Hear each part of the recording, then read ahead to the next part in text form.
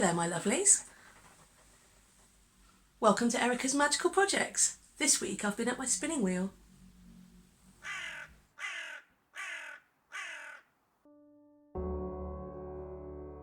I learnt to knit when I was 5 and I taught myself to crochet about 20 years ago, and I've been fascinated by the different fabrics that you can make from yarn ever since.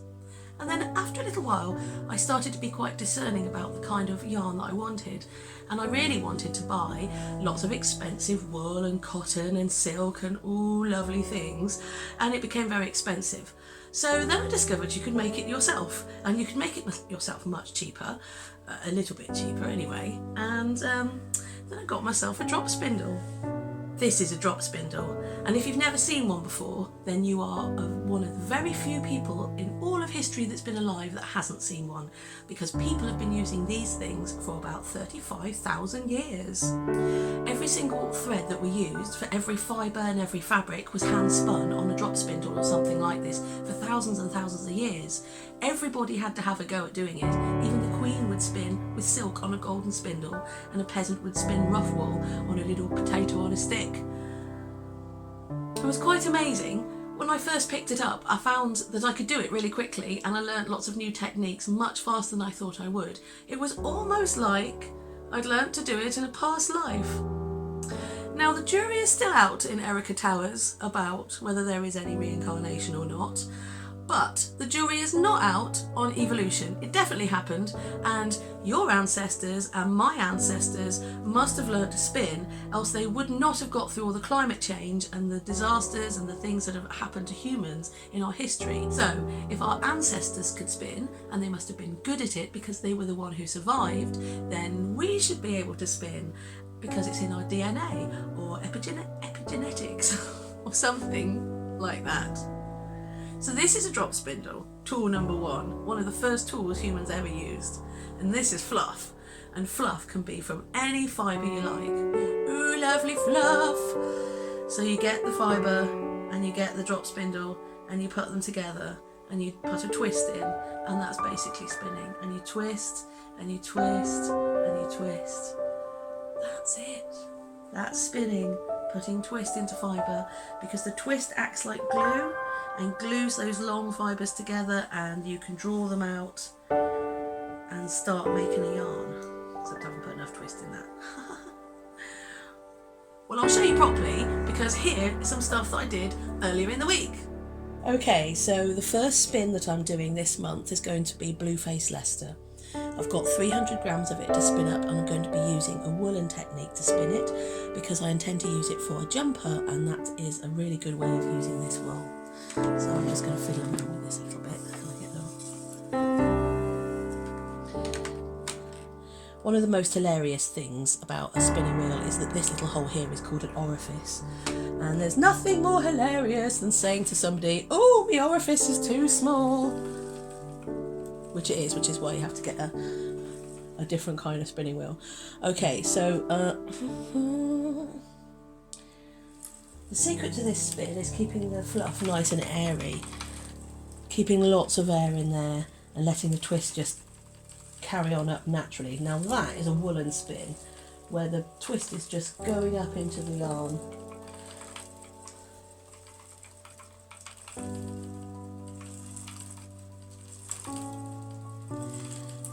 It's very important to get the tension right for woolen spin, because it can be anything too tight and it'll pull too fast.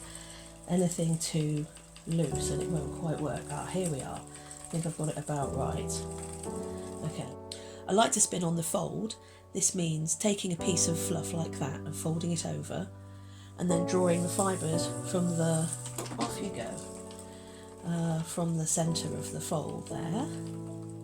And then you pull back and the fibres wrap around the yarn, forming the yarn, give it a bit more, and then whoosh, and it goes into the orifice, ooh, misses.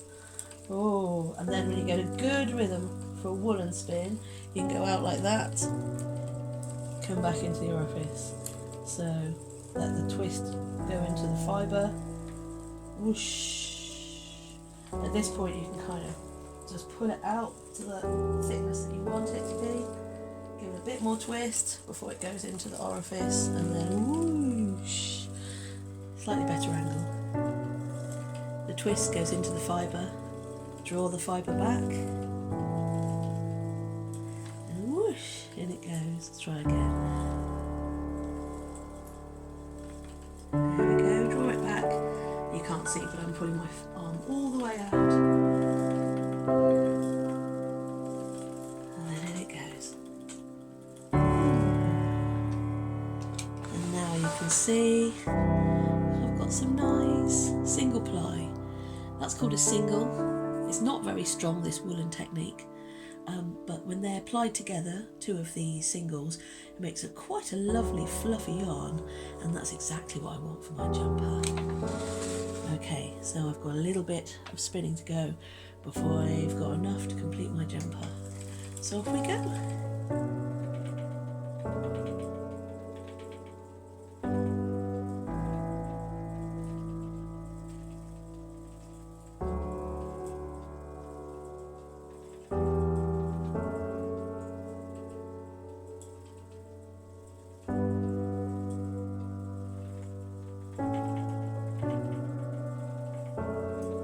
This wheel is a double drive, which means it's got two strings on it, and it's got a tension that moves the whole mother of all back and forward.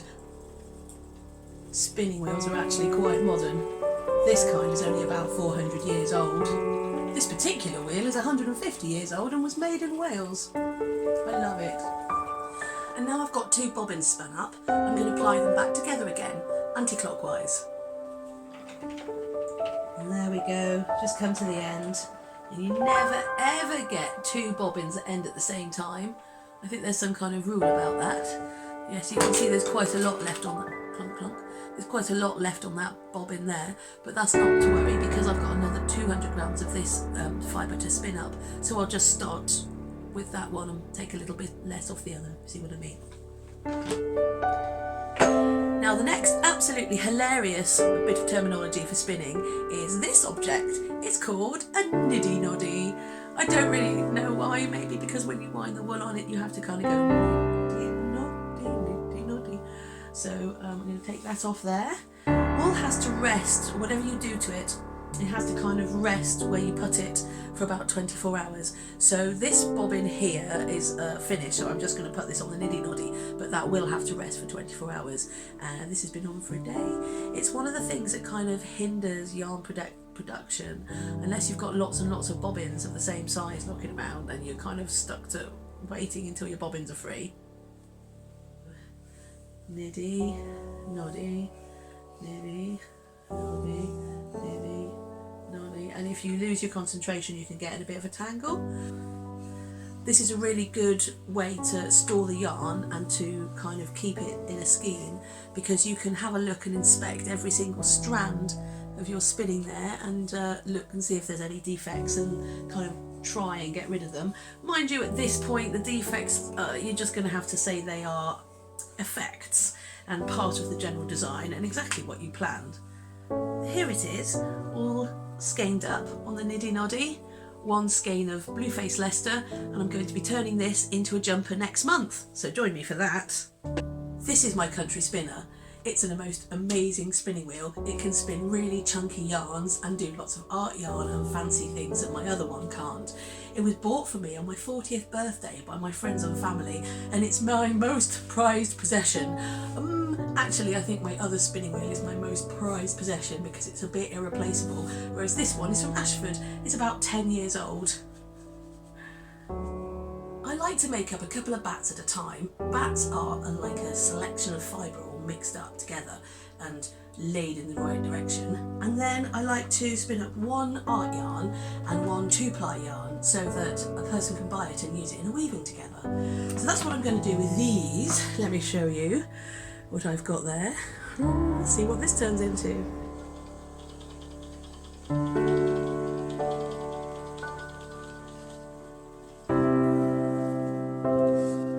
I've called this yarn Beetle Wing.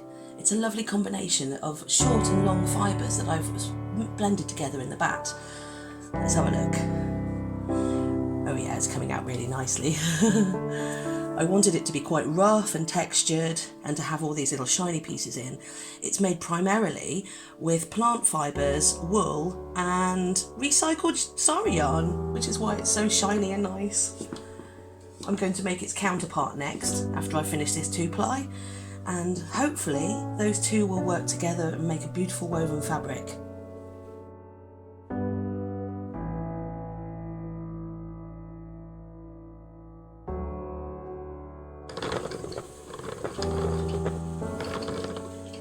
That always happens. Look at that.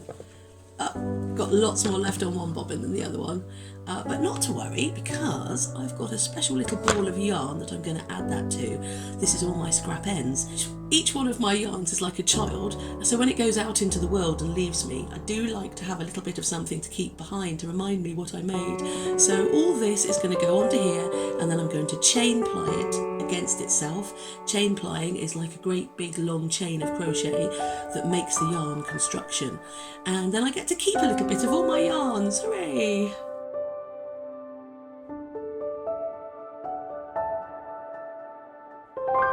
Now this lovely ball of fluff is going to be spun in a coarse spun way.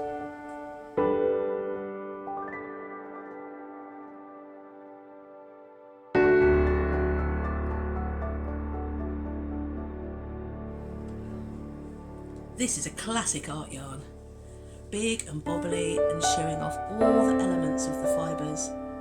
Lovely.